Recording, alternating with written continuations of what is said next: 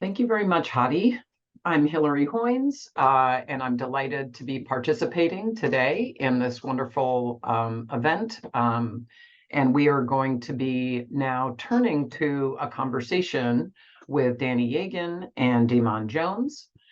And in this conversation, we want to sort of tie together this exciting work that we heard from Claire and Alora and Hadi as illustrations of these kinds of interactions between these very policy relevant programs and operations at the federal and state level and issues around equity and inclusion. And we want to kind of extend this conversation to the recent experiences that Danny and Damon have had in the federal government.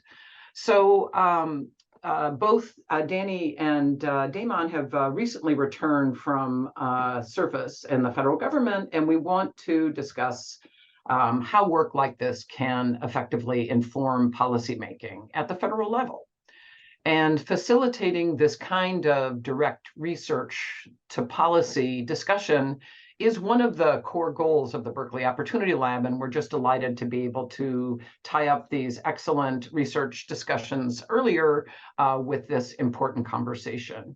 So just a reminder to everybody on the chat that you can add your questions in the Q&A feature or in the chat as we've seen, and we will be happy to be taking those questions as we move towards the end of our conversation. So let me start by introducing and thanking Danny and Damon for being here today. So Danny Yagan is my colleague and an associate professor of economics at UC Berkeley. And from 2021 through 2022, he served as the chief economist at the Office of Management and Budget, where he worked on tax policy, debt projections, and racial equity measurement. Damon Jones is an associate professor of public policy at the University of Chicago, where he also serves as the associate director of the Stone Center for Research on Wealth, Inequality, and Mobility at the University of Chicago, and a proud, by our standards, graduate of the University of California, Berkeley, and our PhD program. And Damon also served in 21 and 2022 as a senior economist at the White House Council of Economic Advisors. So thank you so much, Danny and Damon, for joining us today. I thought for those on the call, I wanted to start somewhat broadly. I've given your titles, where you served in government, and I thought that it might be an interesting way to kick off this conversation for you two to give us an idea a little bit more about what these jobs are like, what your job entailed, just to kick off the conversation. So Damon, would you like to go first? Sure. So thanks for having me today. Good to see everyone. So when I joined at the White House in 2021, I was a senior economist at the Council of Economic Advisors. And I have to say that I didn't know what the job would entail before entering, and it actually took me a couple of months to figure out what my job was. And also, everyone said that this would be the case, so it wasn't a surprise. You have it's a steep learning curve. I would kind of say, like, you have a lot of tasks you have to do, but the kind of unwritten thing you have to figure out is, what is your role? What do people, when you show up, you think about, what do people want me to do? And then you learn that actually people want you to, it's not just doing what other people want. People hired you because you have something to contribute. So then it's like, what should I try to influence, or what impact can I have? So that was actually another part of the process. In terms of the tasks that, we had to do, officially or more formally, you could say that we supported the chair of the CEA, who was Cecilia Rouse. And the chair supports the president in economic policy making. And then we also work with other groups and organizations in the White House and the executive branch on policy making. And so I would say, the two main things we're doing is some sort of research, and then we're involved in what I would call a policy process or policy processes. For research, that's a little more familiar to us in academia. We were, you contribute to memos, reports, sometimes blog posts, the annual report of the president, which we'll talk about. Those are things that may be out externally facing. And then there's a lot of internal research that you're doing within CEA or sharing with other groups. Some of that type of research, you're looking at the latest trends, or you're, outlining what are the key kind of economic insights, for a given policy question. What does the current research say? And so that's some of what we're more familiar with. Everything is scrutinized. So when I say, oh, there's a blog post, it's not that I'm just logging in and posting something on a blog post. Everything is highly scrutinized. The blog post, even a Twitter thread. You think that thing was just plopped up there. It's been, poured over many, many times. So there's a lot of, collaboration, I would say, in terms of editing and rewriting things and messaging. So that was the research side. On the policy process side was a little more like, product management. I would feel like there's like a ongoing process of creating a policy. And, if you ever did like product management in the private sector, which I haven't, but it seems like there's a lot of meetings, and that's what I was doing. I was sitting in on a lot of meetings. So the executive branch does a lot of things. From the outside in, you just think about policies, but there's so many things that the executive branch has to literally just do. And so just like sending out SNAP benefits, or collecting data for the census. There's so many things that it's hard to actually wrap your head around it. And so somebody's working on all those things. And if it has to do with economics, the CEA wants to know about it. And so the senior economists are, basically sitting in or participating in a lot of these processes. What are the details? How should these things look? The executive branch has a lot of discretion on what actually is implemented beyond what's set in the law. And so you're attending meetings, I was an economist in the room. I would give feedback sometimes. Sometimes I would just be listening, trying to get caught up to learn what this policy is. It's not always something I'm familiar with. And then I'm reporting back to the CEA chair and the members. And so we're all aggregating information from these streams of activity and then centralizing it with the CEA and the members. And then those things kind of go up for a vote. Like, what should we tell the president to do? And the chair has to know what was important and relevant for them when they go up to me. We should do A or we should do B. And you're giving them advice about, oh, this is what I learned through that process. I think maybe A, there's a problem with B. And so there's a lot of stuff going on. And, these heads of these different departments, the Treasury, Secretary of the Treasury, they call them principals, the people at the top of these different parts of the government. They have to advise the president on it. They need to know, make informed decisions. We're collecting information for them. So that was a big part of my job. I didn't know what that was beforehand. And that's, I had to learn like how that went. So that would be how I would describe the job. But, I had a good time, and a lot, I really enjoyed working, especially working with CC Rouse. She was a good leader, and I had a good time doing it. Thank you so much. I'm sure many people on this call also don't know very much about these jobs, and that's why this is such a great place to start. So thank you for that. So Danny, with that sort of context setting around the CEA, what can you tell us about your position as chief economist at OMB, and perhaps how it differs or is similar into the way that Damon described the CEA? Sure. And great to join Damon here. We've run plenty of Zooms and in-person meetings when we were, helping our principals help the president. So just briefly, OMB, the Office of Management and Budget, is the nerve center of the executive branch.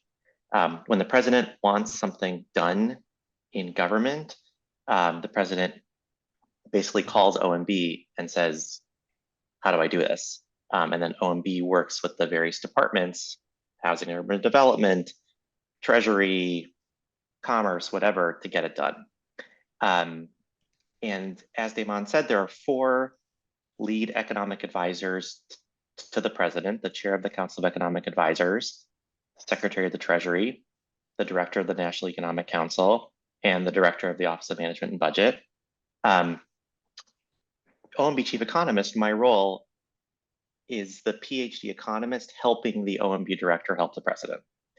And what that means in practice is that there are 3 areas that came under my purview: tax policy development, economic and budget projections, and being a lead champion for measurement, and in my case, racial equity measurement. Tax policy development, everyone has a seat at that table. All four of the econ principals and their departments are involved. And for there, you got to figure out what's your unique contribution amidst a sea of extraordinary minds and experiences. For lead champion and for measurement, most people don't go into government to do measurement better. And so for there, it's kind of wearing a different hat.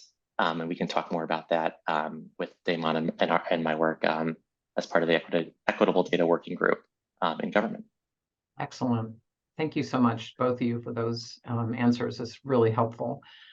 So I want to talk a little bit about, many people on this call are, academic researchers, and, they wouldn't be on this call if they weren't sort of interested in sort of the translation work that we engage in or attempt to engage in as researchers. And while we're spending most of our time working on these academic papers, and as illustrated by these excellent presentations that we saw earlier, I think many of us are also interested in learning more about the process by which research makes its way into the room, into the kinds of conversations that you were having, these many meetings that Damon tells us about, and the process of your kind of uplifting or educating the principals. And so I wonder if each of you could talk a bit about how you see the role of research in, these important jobs that you guys are working in.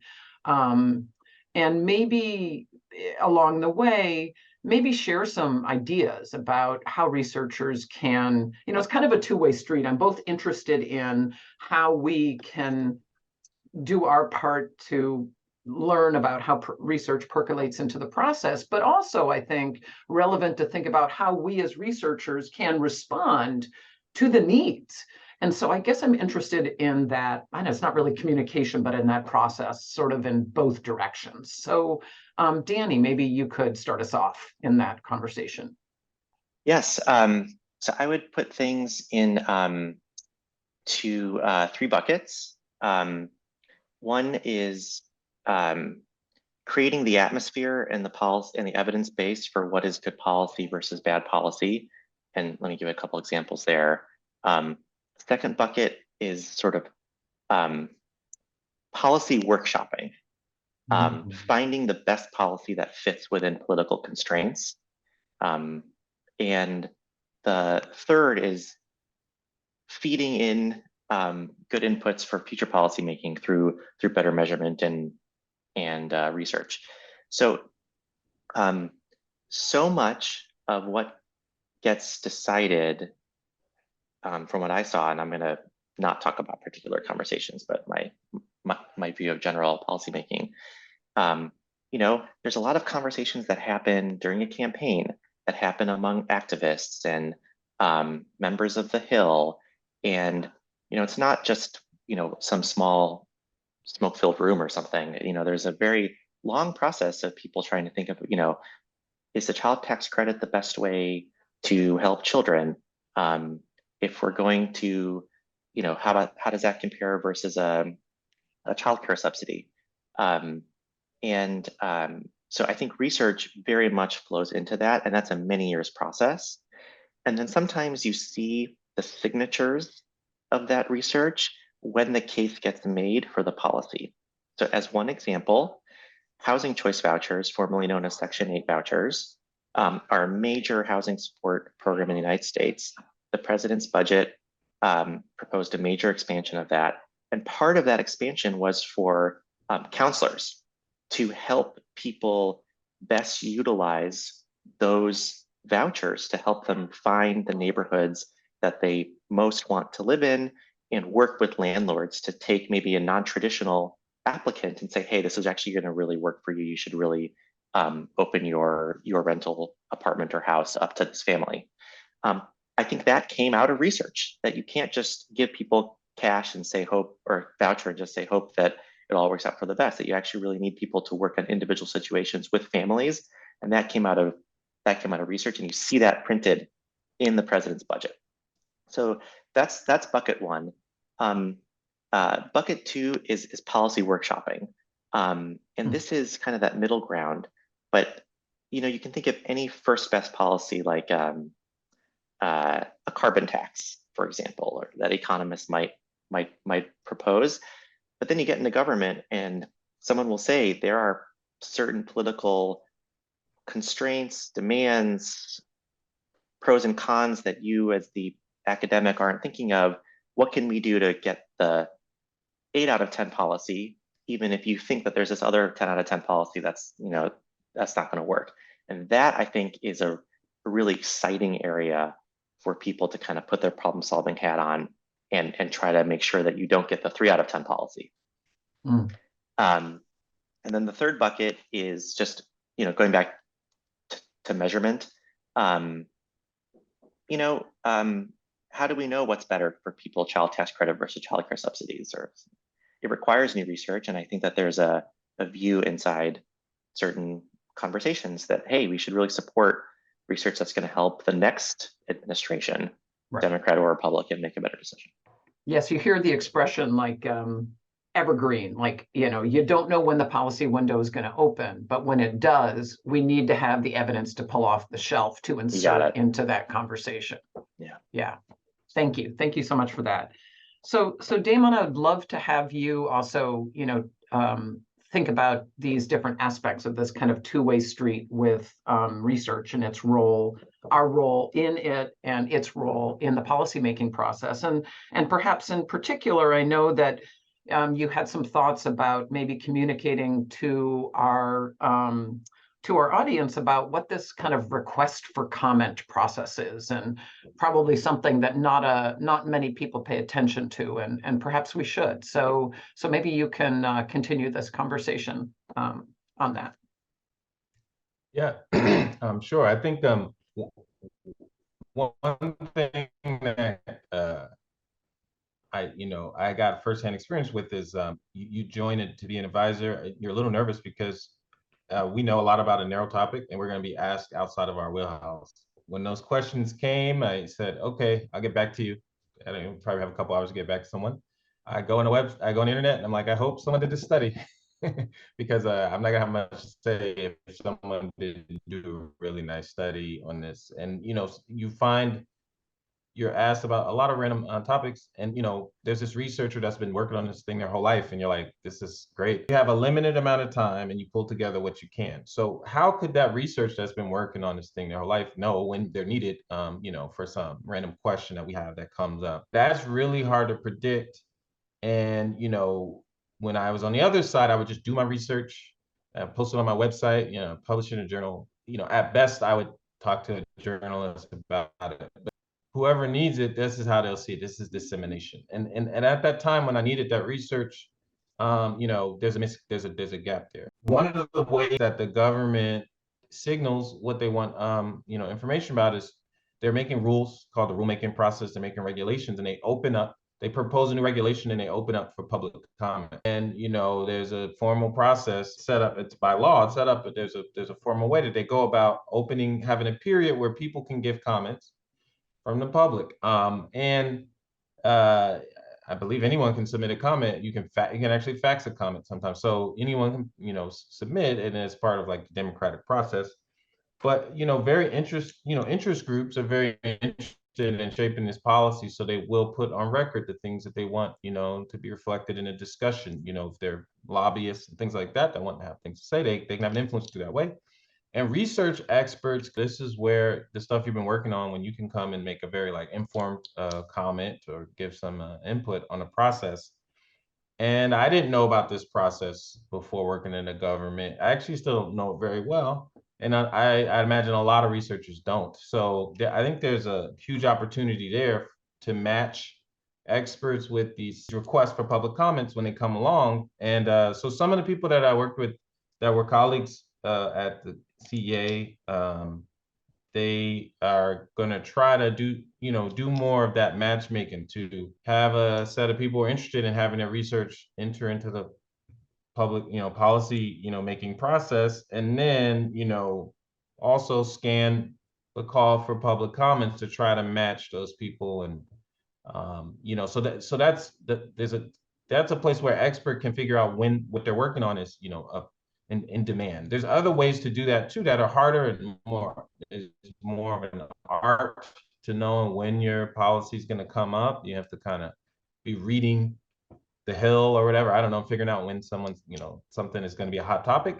But this is a really, I guess, more transparent way. So researchers could submit a comment and say, I've been doing research on this. If you're going to do this policy, this is the unintended consequence of this policy.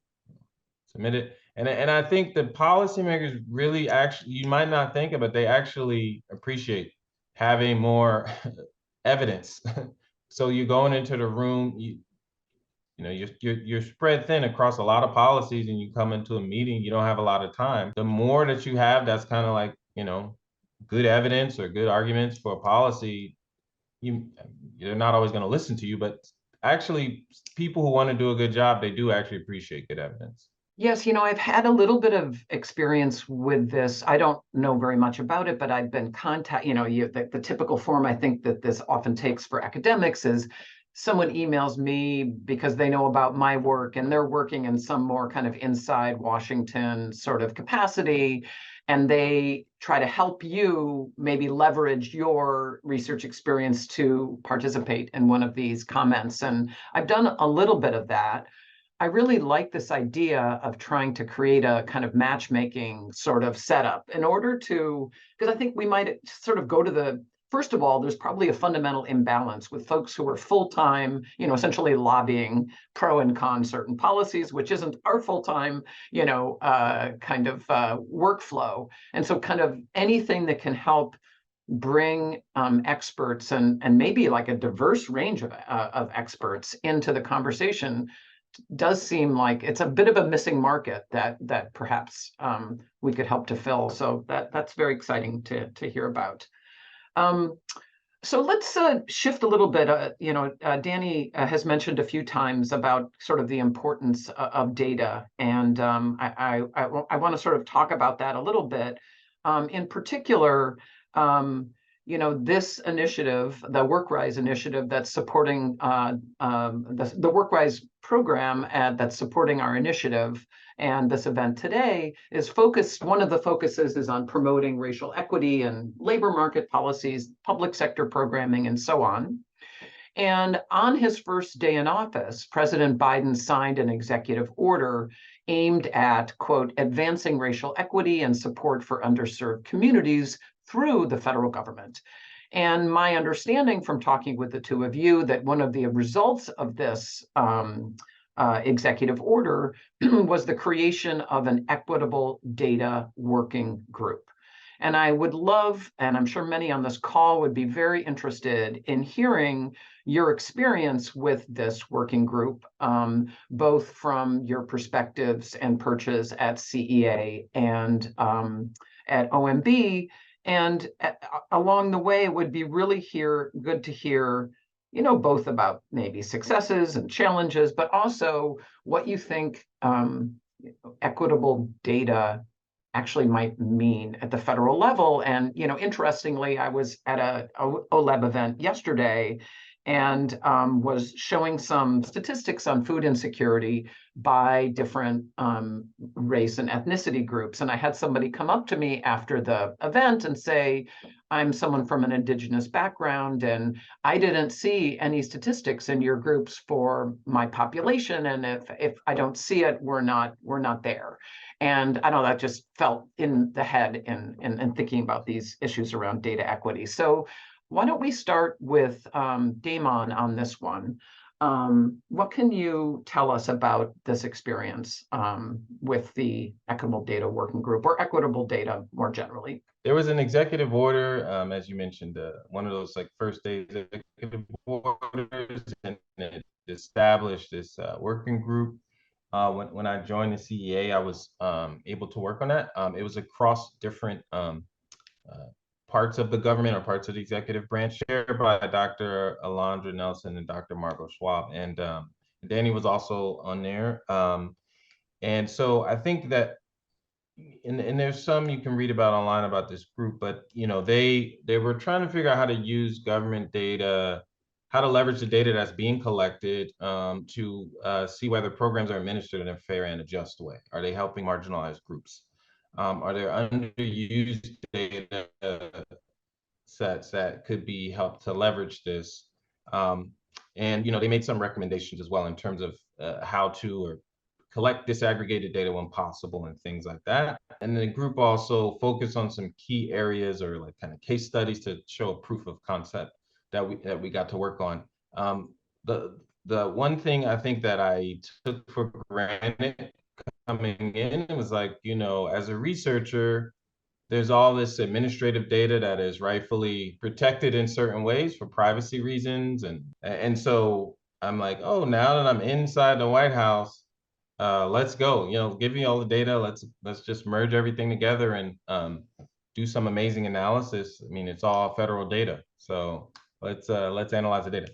And that is not the case. So the data that is collected, it's a lot of it is collected as, basically by law. And, there are mandates from Congress for certain data to be collected. That's what the funding is for. And so when you want to use the data for other purposes, there are these things called laws that are, that exist, including privacy laws. But in general, like if the data is collected for one thing and you want to use it for some other purpose, it's not straightforward that you can just do that. So I was actually surprised that there are a lot of firewalls in place within the White House, within the executive branch, between the census and everyone else. And, so it's not just it's not as simple as merging together, data on SNAP benefits with the census and letting, the USDA analyze that data. It's actually pretty hard to do.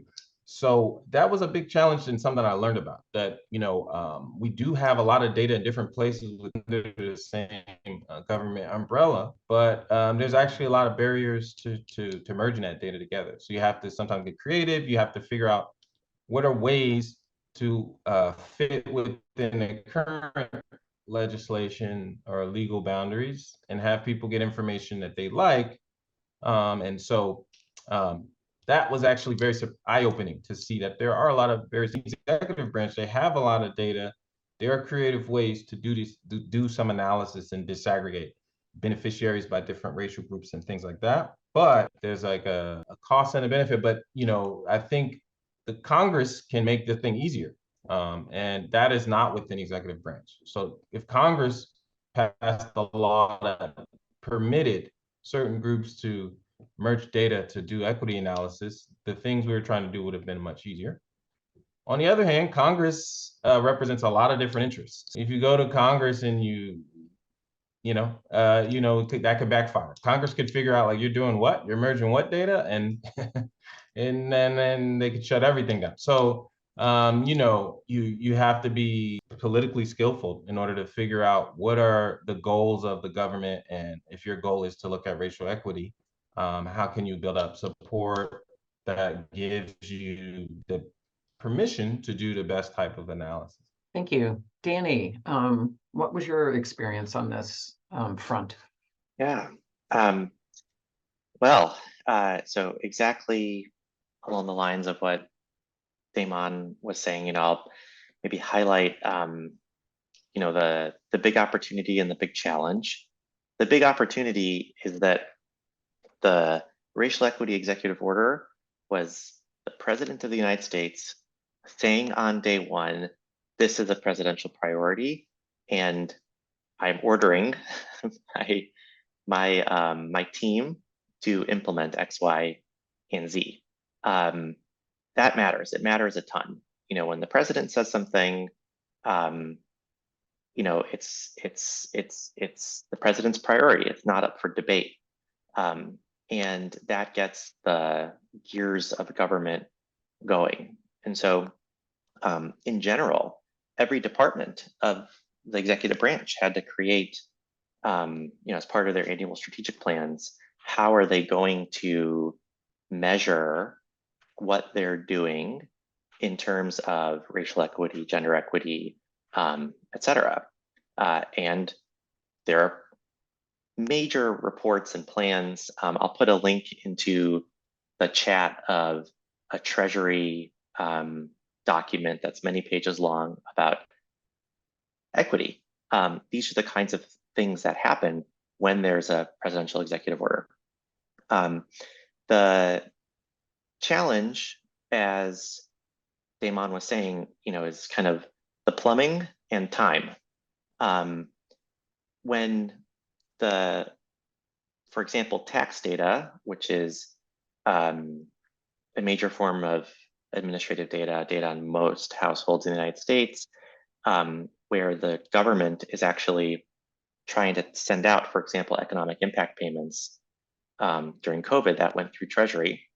As we saw earlier today, race is not collected. It's not necessary for the administration of the tax system in the canonically prescribed ways.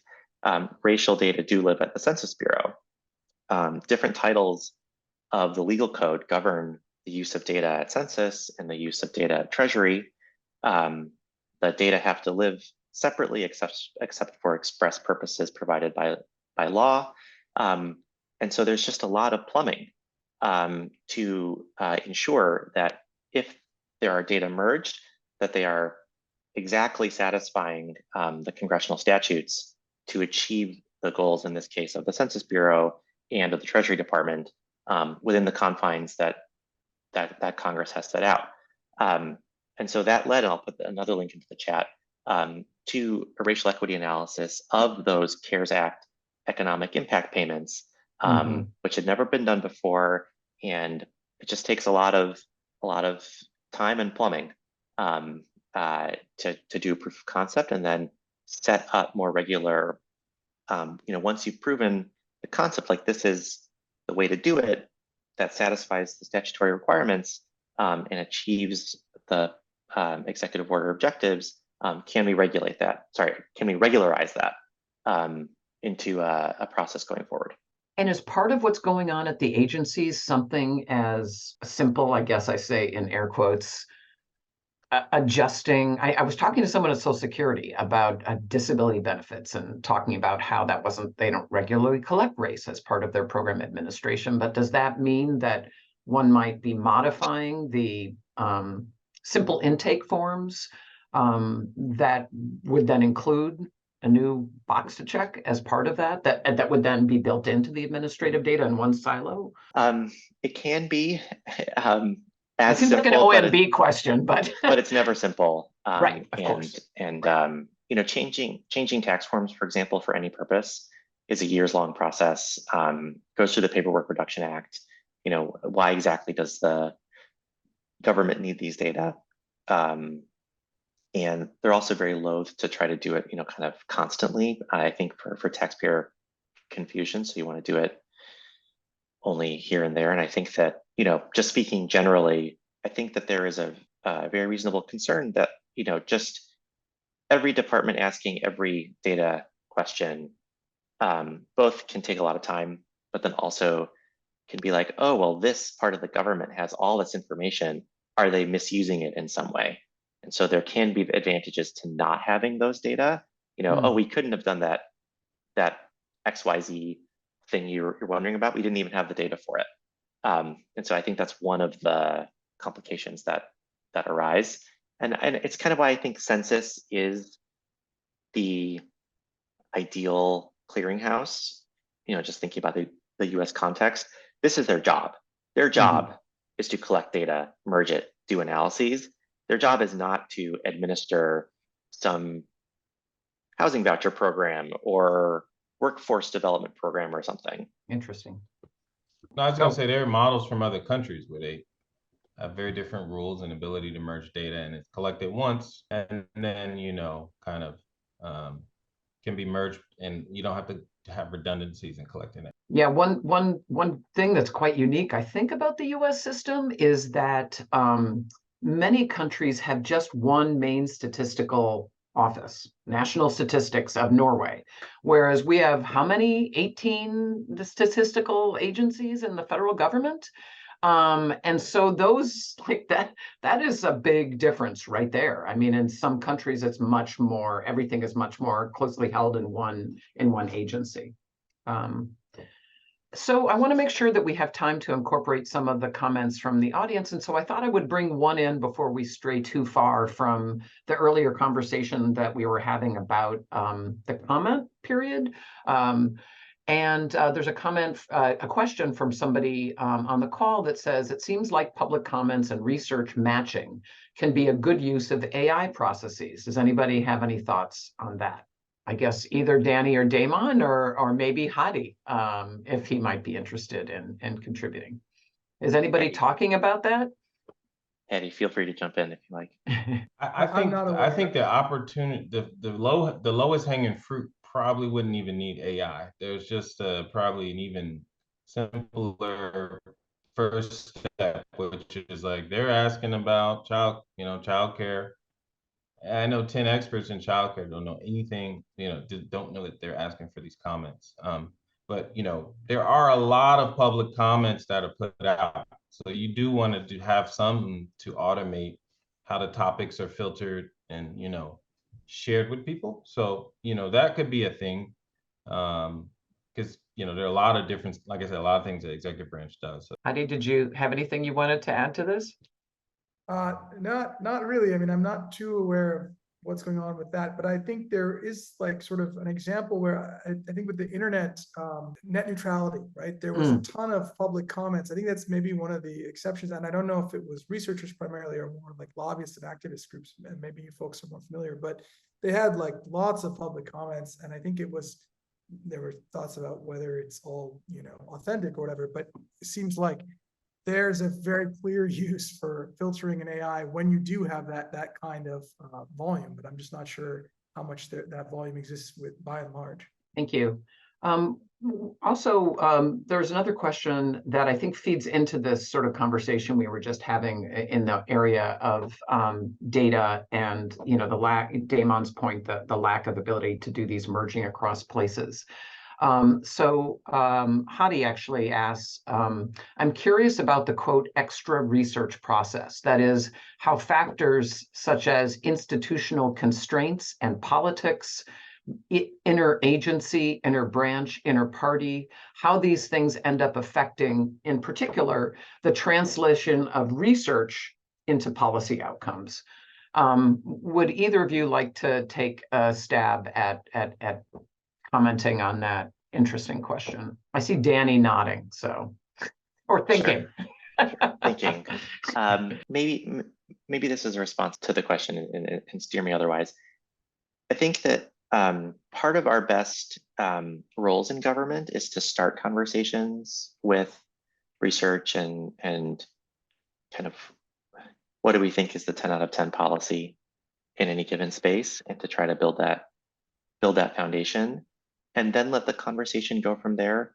I used to say like Joe Biden got 80 million more votes than I did. I defer to him for policy decisions.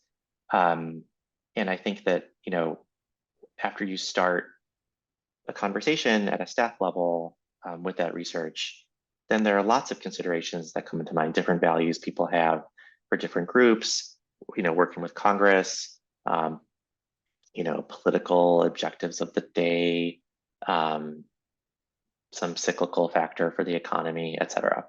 So I was extremely impressed with the caliber and interest of people inside government, those who did not have PhDs, who really wanted, as Damon said, to just know the best answer.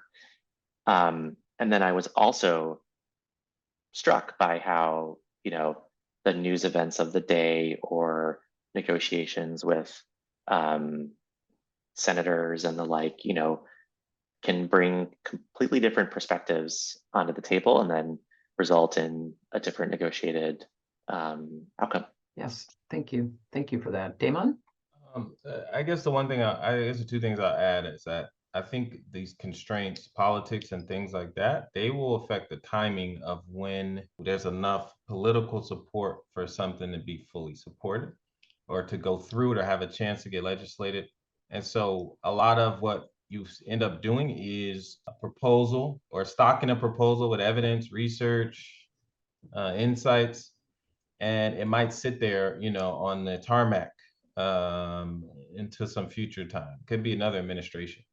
And then a window opens up where someone stubbed their toe on some policy and now they're like, we need to do something about this. And you're like, oh, we actually wrote about this and here you go. So a lot of what you're doing is writing up very big, impactful policy ideas with very low probability of all happening. One or two of them is going to happen. And then some are going to happen later. And so a lot of, people I think do want that information, and then when they can use it depends on some of these other constraints as well. I think that was so spot on. And I think you can see that in, what proposals get proposed on a campaign. There are lots of proposals that get proposed on a campaign, but there are major debates that go into that. And that in many ways, I think, defines the top of the funnel of what policies are under consideration for pushing through Congress. And then it's whichever policies at the top of that funnel kind of meet the moment. So there were no childcare subsidies that got passed, but there was a major climate bill. And I don't know if anyone knew in 2019 which one was going to have its moment. Thank you so much. So we are close to the end of time, and I thought that it would be nice to end with a question to each of you.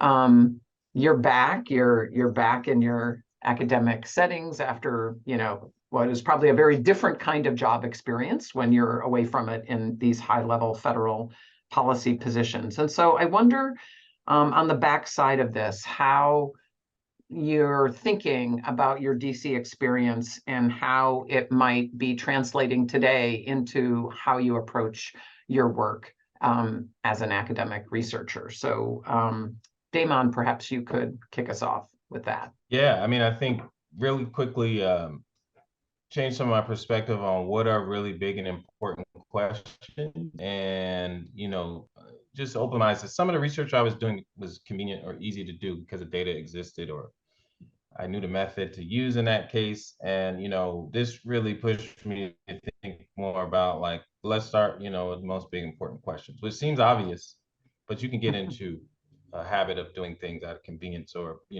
based on what academia cares about.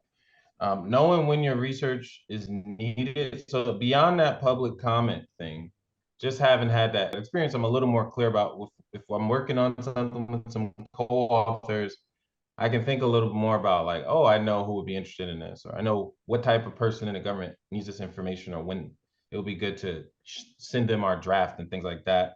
That's a privilege of having had that experience. I think you end up in a room talking about research with a lot of people who have various backgrounds with research, and they're smart people. You don't have a lot of time to speak.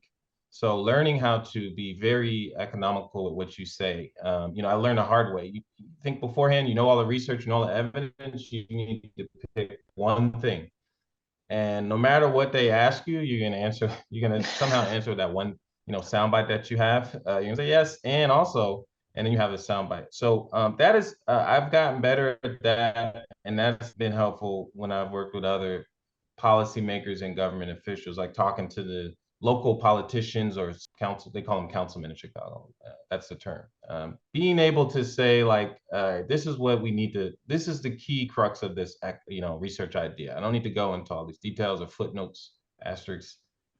So communicating with a general audience. Two last things I'll say. One is, I will plug that the federal government has a lot of researchers, and they do benefit from working with us in academia. The local government is 10 times more thirsty for this type of expertise because they don't have as many resources. So, if you're thinking about how do I get into the Oval Office to, affect policy, I can assure you, like, your local government officials are, they won't let you go. If you have good ideas that they need to know about, the skills you have are very much appreciated from your local policymakers. And the last thing I'll say is there are a lot of questions that came up that were didn't have answers, throughout the process. And so that's good for research, knowing what was needed and what wasn't researched. And then like keeping note of that. And now I have a bunch of research questions. For example, when we did stuff on racial equity, a lot of the research in economics was on Black-white racial disparities, basically. And so like, you know, what about, you know, as a census calls them, American Indian or Alaska Native? Or what about racial equity in Asian Americans? There was much less research done outside of that Black-white economic disparity field. And there's more data available, so that's part of the reason why. And there's also particular history in the United States. But, you know, that was an example of like, oh, I'm finding much less research done in some other racial and ethnic groups. Thank you. Danny. So I think topics and kind of how I can hopefully best contribute. So on topics, you know, should we give cash to kids and their families, or should we pay for better educational experiences? That's a major question. How do you distinguish between those policies? I want to work on that. And debt and deficits, something I was never interested in writing on beforehand, and saw so much of that up close. And I think that's really potentially something useful I'd like to work on. And then in terms of the contribution, you know, there's so many smart people who are so good and have so much experience in government. What can an academic do? I think it's things that require time and distance from the news cycle. And so that to me means two things: basic research, you know, writing a paper that stands the test of time on the long-term impacts of the EITC, for example. And then those political problem-solving proposals that might just take like some new research, and you realize, oh, what if we did it this way? And trying to brainstorm with the political problem-solving hat on. What can be a new policy? That can be that 7 out of 10 policy, if not a 10 out of 10, but at least it's not the 3 out of 10. Well, that seems like an excellent place to end. I just want to thank everybody, Claire, Laura, Hadi, Danny, Damon, and our capable and amazing staff at the OLab for facilitating this event, and to all of you for attending. So thank you very much. Have a great weekend, everyone.